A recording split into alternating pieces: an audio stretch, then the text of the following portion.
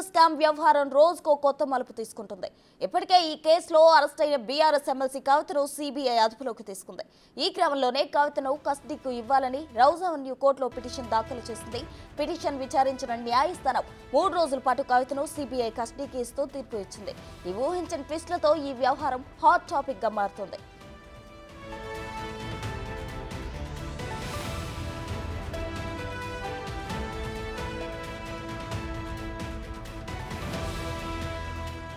ప్రస్తుతం సీబీఐ కార్యాలయంలోనే ఉన్న కవితను 3 రోజుల పాటు సీబీఐ అధికారులు విచారించనున్నారు. ఢిల్లీ లిక్కర్ పాలసీలో కవిత పాత్ర, లిక్కర్ పాలసీ విధానాలు ఎందుకు మార్పు చేయాల్సి వచ్చింది, లిక్కర్ పాలసీ రూపకల్పనలో మార్పులు చేయడం వల్ల కవితతో పాటు ఎవరెవరు ఎంత మేర లబ్ధి పొందారు అనే అంశాలపై అధికారులు కవితను విచారించనున్నారు.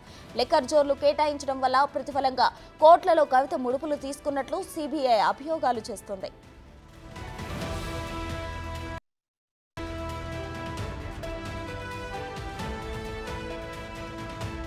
జాగృతి సంస్థకు శరత్చంద్రారెడ్డి 80 లక్షలు ఇచ్చిన విరాళానికి ప్రతిఫలంగా ఢిల్లీలో లిక్కర్ జోన్లు ఇప్పిస్తా అని కవిత హామీ ఇచ్చారని ఆరోపిస్తున్నారు. అందుకుగాను 2 జోన్లకు బదులు 5 జోన్లు శరత్చంద్రారెడ్డి కేటాయించారని అనుమానం వ్యక్తం చేస్తున్నారు. ఒక్కొక్క జోన్ కు 5 కోట్లు చొప్పున 5 జోన్లకు 25 కోట్లు ఇవ్వాలని శరత్ ను కవిత బెదిరించినట్లు సీబీఐ అభియోగాలు చేస్తోంది. వీటితో పాటు ఒక భూమి కొనుగోలు విషయంలో శరత్ నుంచి కవిత తీసుకున్న 14 కోట్ల రూపాయలు ఆర్థిక లావాదేవీలపై ఆమెను ప్రశ్నించనున్నారని సమాచారం అందుతోంది. ఇక సౌత్ గ్రూప్ నుంచి 100 కోట్ల రూపాయలు అరవింద్ కేజ్రీవాల్ కు ఇవ్వడంతో కవిత కీలకంగా వ్యవహరించారన్న ఆరోపణలపై కూడా సీబీఐ విచారణ చేయనుంది.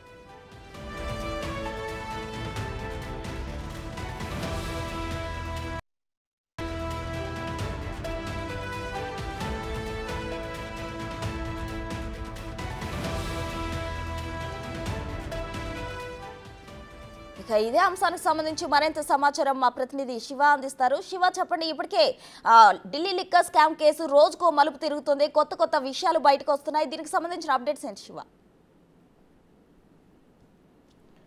ప్రస్తుతం ఢిల్లీ లిక్కర్ స్కామ్ కేసులో సీబీఐ కవితను కస్టడీలోకి తీసుకుంది. నిన్న కోర్టులో హాజరుపరిచిన తర్వాత 3 రోజుల సీబీఐ కస్టడీ ఇస్తూ రౌజోని కోర్టు న్యాయమూర్తి కావేరి బవేజా తీర్పు వెలువరించారు. అయితే ఈరోజు ఉదయం 11 గంటల నుంచి సాయంత్రం 5 గంటల వరకు సీబీఐ అధికారులు కవితను విచారించబోతున్నారు. 3 రోజుల పాటు అంటే 15వ తేదీ ఉదయం 10 గంటలకు మళ్ళీ తిరిగి రౌజోని కోర్టులో కవితను హాజరుపరుస్తారు. ఈ 3 రోజుల వ్యవధిలో కవిత నుంచి ఎటువంటి సమాచారం సేకరించారు, ఎటువంటి ఆధారాలు సీబీఐ దగ్గర ఉన్నాయి, ఆధారాలు అలాగే కవిత చెప్పే సమాధానాలు టాలీ అవుతుందా లేదా చూసుకుని మళ్ళీ రౌజోని కోర్టులో హాజరుపరుస్తారు. హాజరుపరిచిన తర్వాత మరో 3 రోజులు లేదా 5 రోజులు కస్టడీ కోరే అవకాశం అయితే ప్రధానంగా కనిపిస్తోంది. ఇక ఇప్పటికే ఢిల్లీ లిక్కర్ స్కామ్ సంబంధించి మనీ లాండరింగ్ కేసులో మార్చి 15వ తేదీన కవితను ఈడీ అరెస్ట్ చేసింది. అరెస్ట్ చేసిన తర్వాత కోర్టులో ప్రొడ్యూస్ చేశారు. ప్రొడ్యూస్ చేస్తే 10 రోజుల ఈడీ కస్టడీ ఇచ్చారు. తర్వాత జ్యుడిషియల్ కస్టడీ కొనసాగుతుంది.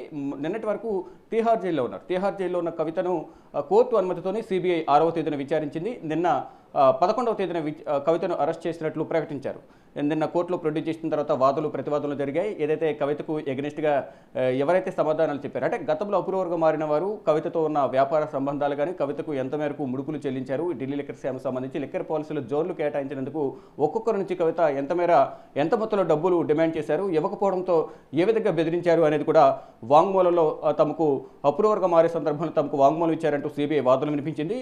ఇటు సౌత్ గ్రూప్కు సంబంధించి మాగుంట ఫ్యామిలీ, మాగుంట శ్రీనివాసరెడ్డి, మాగుంట రాఘవరెడ్డి నుంచి అరవింద్ కేజ్రీవాల్కు 25 కోట్లు ఇవ్వాలంటూ కూడా కవిత తెలిపిన నేపథ్యంలో 2 విడతలుగా 15 కోట్లు ఒకసారి, 10 కోట్లు ఒకసారి, 25 కోట్లు కవితకు ఇచ్చిన నేపథ్యంలో కవిత నుంచి కవిత అశోక్ కుమార్ కౌశిక్ అలాగే అభిషేక్ బోయిన్పల్లి ఇద్దరు కూడా ఈ ఢిల్లీకి డబ్బును తరలించారు. ఇక్కడ ఢిల్లీలో విజయనగర్కి ఇవ్వడం ద్వారా ఆ డబ్బు అరవింద్ కేజ్రీవాల్కు, మనీష్ సిసోడియాకు ఇచ్చారు.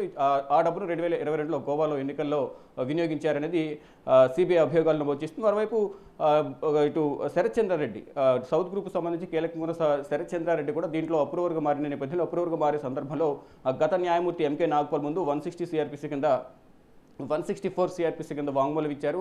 కవితతో వ్యాపార సంబంధాలు ఏ విధంగా స్టార్ట్ అయ్యాయి, మొదట కవితకు తనకు మధ్య వ్యాపారాలు ఎక్కడ మొదలయ్యాయనే దానిపై కూడా ప్రధానంగా వాంగ్మూలం ఇచ్చినట్టు తెలుస్తోంది. మొదట కవితకు సంబంధించి జాగృతి సంస్థకు 80 లక్షల రూపాయలు విరాళం ఇచ్చారు. అది కూడా అరబిందో ఫార్మాకు సంబంధించి సిఎస్ఆర్ ఫౌండేషన్ తరఫున తనకు 80 లక్షలు ఇచ్చినట్లుగా కూడా ఆ డాక్యుమెంట్స్ ఉన్నాయి. మరోవైపు మహబూబ్ నగర్లో ఒక భూమి విషయంలో 14 కోట్లు అంటే భూమి కొనుగోలుకు సంబంధించి మహిరా వెంచర్స్ ఈ అరబిందో ఫార్మాకు సంబంధించిన శరత్చంద్రారెడ్డికి సంబంధించిన ఒక రియల్ ఎస్టేట్ వెంచర్ ఏదైతే ఉందో మహిరా వెంచర్స్ ద్వారా మహబూబ్ నగర్లో 14 కోట్లతో భూమి కొనుగోలు చేసినట్లుగా అరవింద్ కేజ్రీవాల్కు గతంలో ఏవైతే ముడుపులు ఇచ్చారో ఆ ముడుపుల రూపంలో ఈ 14 కోట్లు కూడా శరత్చంద్ర రెడ్డి కవితకు ట్రాన్స్ఫర్ చేసినట్లుగా 2021 జూలై అలాగే నవంబర్లో 7 కోట్లు జూలైలో మరో 7 కోట్లు నవంబర్లో ట్రాన్స్ఫర్ చేసినట్టుగా ట్రాన్సాక్షన్స్ ఉన్నాయి. దానిపై కూడా ఈరోజు కవితను సిబిఐ అధికారులు విచారించే అవకాశం కనిపిస్తుంది. ప్రస్తుతం శివ, ప్రధానంగా అయితే ఈ 3 రోజుల కస్టడీలో ఏ విషయాలు రాబట్టాలని సిబిఐ అధికారులు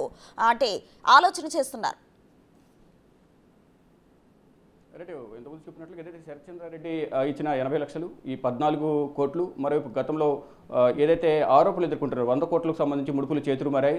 సౌత్ గ్రూప్ నుంచి నార్త్ గ్రూప్కు అరవింద్ కేజ్రీవాల్కు 100 కోట్ల ముడుపులు వారికి చెల్లించారు అనేది ఏదైతే ఆరోపణలు వస్తున్నాయో ఆరోపణలకు సంబంధించి మా దగ్గర కొన్ని ఆధారాలు ఉన్నాయి, దానికి సంబంధించి సమాధానాలు చెప్పాలని ఈ 3 రోజుల కస్టడీలో కవితను సిబిఐ అధికారులు విచారించే అవకాశం కనిపిస్తుంది. గతంలో ఏదైతే ఈడీ ఆరోపించిన ఆరోపణలు కానీ ఇప్పుడు గతంలో 2022 డిసెంబర్ 11 కవితను విచారించే సందర్భంలో ఏవైతే ప్రశ్నలు సంధించారో మళ్ళీ ఇప్పుడు కొత్తగా కొన్ని ప్రశ్నలు అడగబోతున్నారు.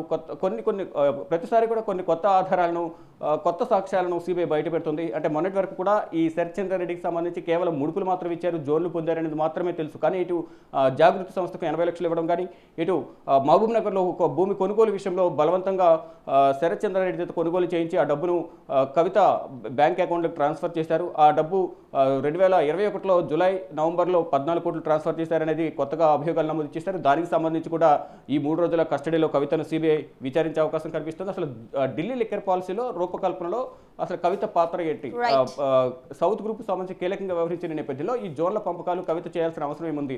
ఇటు అరవింద్ కేజ్రీవాల్కి సంబంధించి కానీ, మనీష్ సిసోడికి సంబంధించి కానీ, ఇటు కవితకు సంబంధించి కూడా కీలక ఆధారాలు సిబిఐ దగ్గర ఉన్న నేపథ్యంలో ఈ 3 రోజుల కస్టడీలో కవితను కీలకంగా విచారించబోతున్నారు. ఇక డైలీ ఈ కస్టడీలో ఉన్న సందర్భంలో కుటుంబ సభ్యులు కలిసేందుకు సాయంత్రం 6 గంటల నుంచి 7 గంటల వరకు ఒక గంట సేపు సమయం ఉంటుంది. వారి కుటుంబ సభ్యులు కలిసే అవకాశం ఉంటుంది. మరోవైపు ప్రతి 48 గంటలకు ఒకసారి కవితకు వైద్య పరీక్షలు చేయించాలని కోర్టు ఆదేశాలు జారీ చేసింది.